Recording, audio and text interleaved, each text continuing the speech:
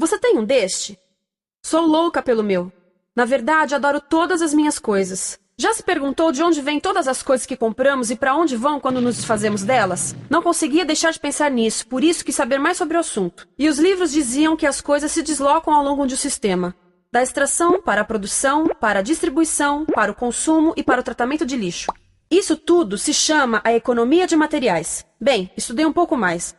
Eu passei 10 anos viajando pelo mundo atrás de pistas de onde vêm as nossas coisas e para onde vão. E sabe o que eu descobri? Esta não é toda a história. Falta muita coisa nessa explicação. Em primeiro lugar, neste sistema parece que está tudo bem, sem problemas. Mas, na verdade, é um sistema em crise, porque trata-se de um sistema linear, e nós vivemos num planeta finito, e não se pode gerir um sistema linear num planeta finito, indefinidamente. Em todas as suas etapas, este sistema interage com o mundo real. A vida real não acontece numa página em branco. Interage com sociedades, culturas, economias, o ambiente, e durante as etapas a vida vai se chocando contra seus limites. Limites que aqui não vemos porque o diagrama está incompleto. Então voltemos atrás para preencher alguns espaços e ver o que falta. Uma das coisas mais importantes em falta são as pessoas. Sim, pessoas. As pessoas vivem e trabalham em todas as etapas desse sistema, onde algumas são um pouco mais importantes que outras, algumas têm maior poder de decisão. Quem são elas? Comecemos pelo governo. Meus amigos dizem que eu devia usar um tanque para simbolizar o governo, e isso é uma realidade em muitos países, e cada vez mais também no nosso. Afinal, mais de 50% dos nossos impostos vão para os militares. Mas vou usar uma pessoa para simbolizar o governo, porque acredito nos valores e na visão de que o governo deve ser das pessoas, pelas pessoas, para as pessoas. A função do governo é olhar por nós, cuidar de nós. Esse é o seu trabalho. Depois vem as corporações. O que leva as corporações a parecerem maiores que o governo é porque elas são maiores que o governo. Atualmente, entre as 100 maiores economias da Terra, 51 são corporações. À medida que as corporações foram crescendo, em tamanho e poder, assistimos a uma pequena mudança no governo, como se estivessem mais preocupados com o bem-estar deles do que com o nosso. Muito bem, então vejamos o que mais falta nessa imagem. Começaremos pela extração, que é uma palavra pomposa para exploração de recursos naturais, que por sua vez é uma palavra pomposa para destruir o planeta. A verdade é que cortamos as árvores, arrebentamos as montanhas para extrair os metais, consumimos toda a água e exterminamos os animais. Aqui enfrentamos o nosso primeiro limite. Estamos ficando sem recursos naturais. Estamos utilizando demasiados materiais. Sei que isto pode ser difícil de ouvir, mas é a verdade. Por isso temos que lidar com isso. Durante apenas as 3 últimas décadas, foram consumidos 33% dos recursos naturais do planeta. Desapareceram. Cortamos, minamos, perfuramos e destruímos o planeta tão depressa que estamos debilitando a capacidade do planeta para sustentar o nosso modo de vida. Onde eu vivo, nos Estados Unidos, resta-nos menos de 4% da nossa floresta original. 40% dos cursos de água estão impróprios para o consumo. E o nosso problema não é apenas estarmos utilizando demasiados recursos, mas o fato de estarmos utilizando mais do que a nossa parte. Temos 5% da população mundial, mas usamos 30% dos recursos mundiais.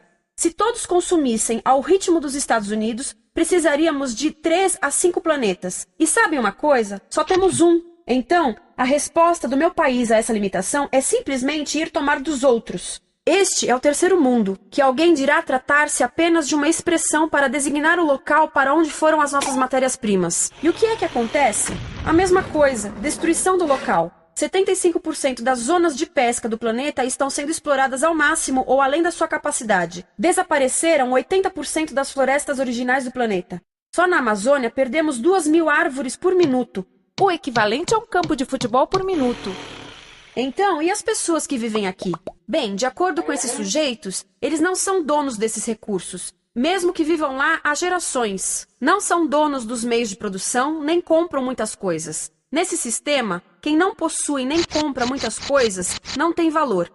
A seguir, as matérias-primas seguem para a produção, onde utilizamos energia para misturar químicos tóxicos com recursos naturais para produzir produtos contaminados com tóxicos. Há atualmente no comércio mais de 100.000 químicos sintéticos.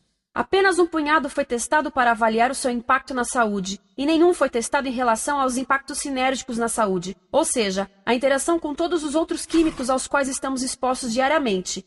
Por isso, desconhecemos o impacto total deles na saúde e no ambiente. Mas sabemos uma coisa: os tóxicos entram e saem. Enquanto continuarmos a introduzi-los nos nossos sistemas de produção industrial, continuaremos a inserir esses tóxicos nos produtos que levamos para nossas casas, trabalho e escolas, e claro, para nossos corpos. Como os BFRs, ou retardantes de incêndio à base de brometo, que tornam as coisas mais resistentes ao fogo, mas são super tóxicos.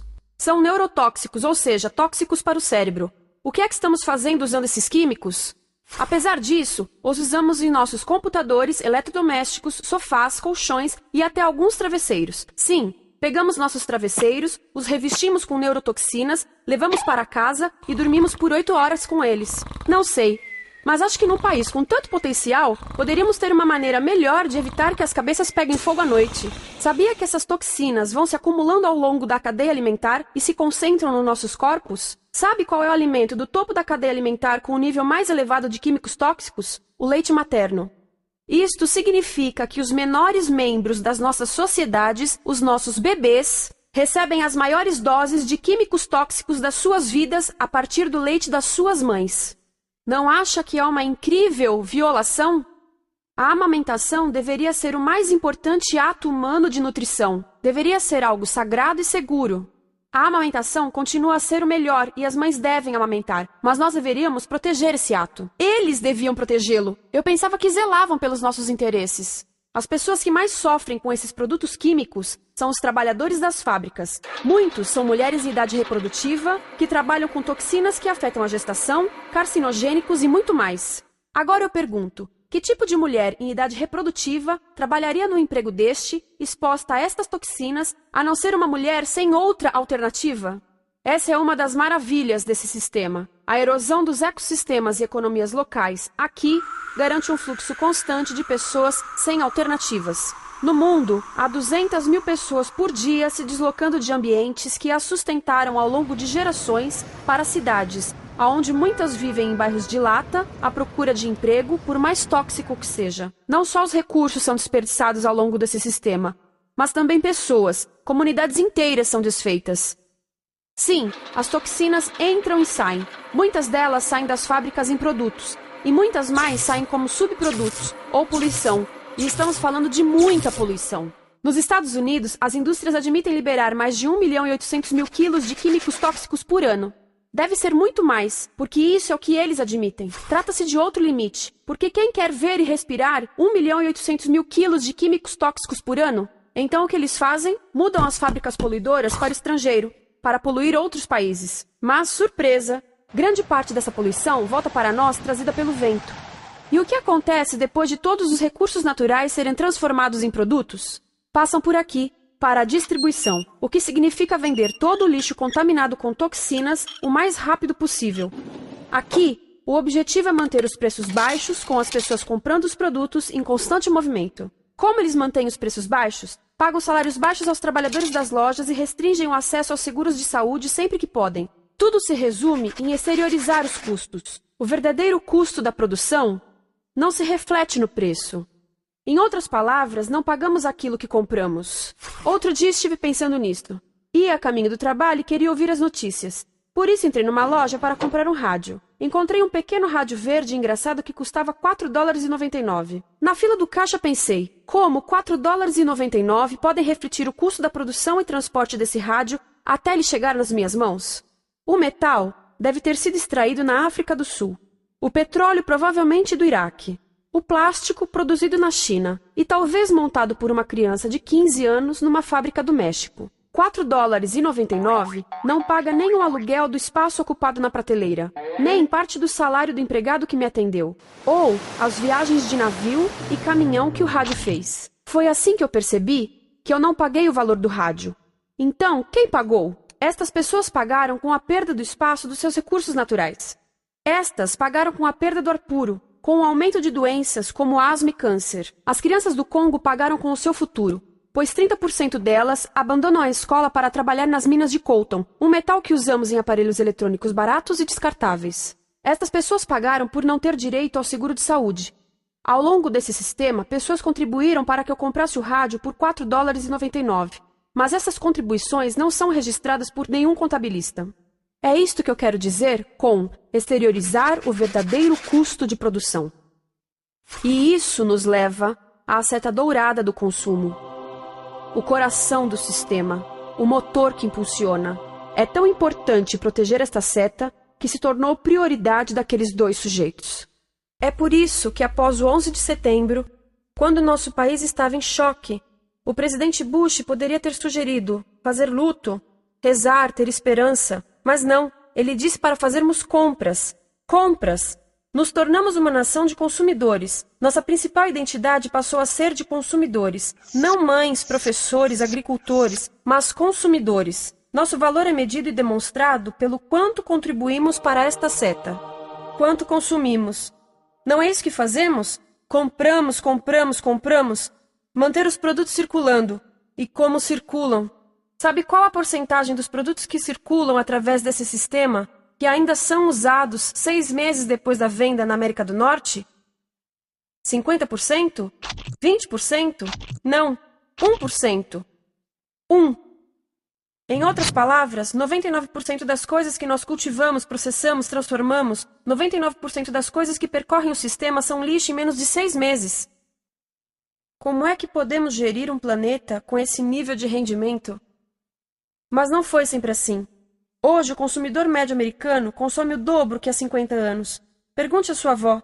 No tempo dela, a boa gestão, a engenhosidade e a poupança eram valorizados. Então, como é que isso aconteceu?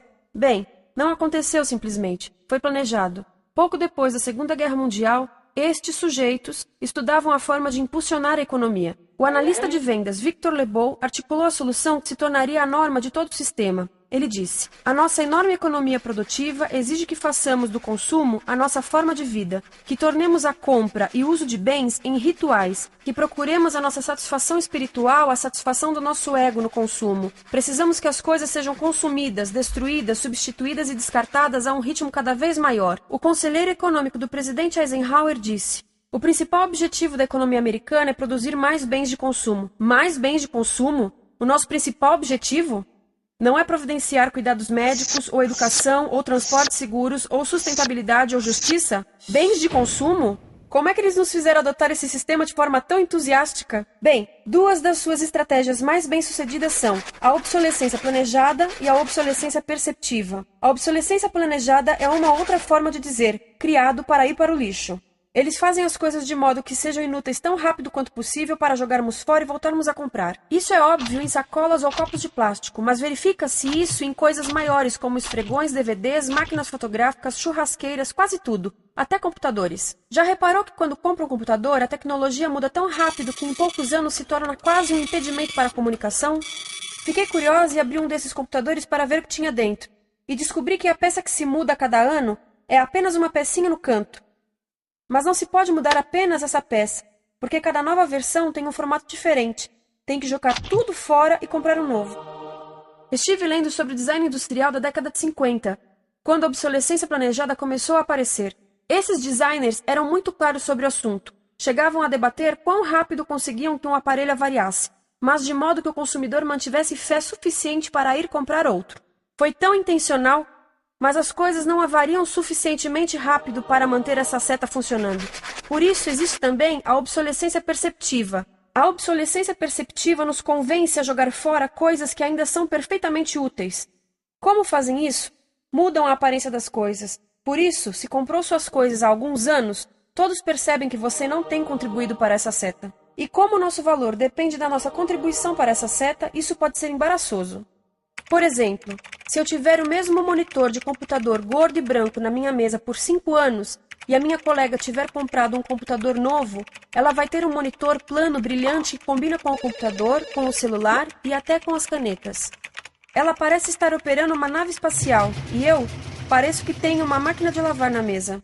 A moda é outro bom exemplo. Já se perguntou por que os saltos dos sapatos das mulheres passam de largos para finos num ano e no próximo de finos para largos? Não é por haver um debate sobre qual deles é mais saudável. É porque usar saltos largos num ano de saltos finos mostra que você não contribuiu recentemente para a seta. Por isso não vale tanto quanto a pessoa com saltos finos ao seu lado, ou em um anúncio. É para comprarmos sapatos novos. A publicidade e a mídia em geral têm um papel importante nisto. Cada um de nós nos Estados Unidos é bombardeado com mais de 3.000 anúncios por dia. Vemos mais publicidade num ano do que as pessoas há 50 anos viam em toda a vida. Qual é o objetivo de um anúncio se não nos fazerem felizes com o que temos?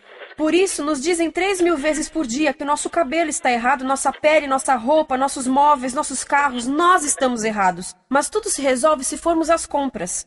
A mídia também ajuda a esconder tudo isto e isto. Por isso, a única parte da economia que vemos são as compras. A extração, produção e envio para o lixo acontecem fora do nosso campo de visão. Por isso, nos Estados Unidos, temos mais coisas do que tivemos antes, mas pesquisas mostram nossa felicidade declinando.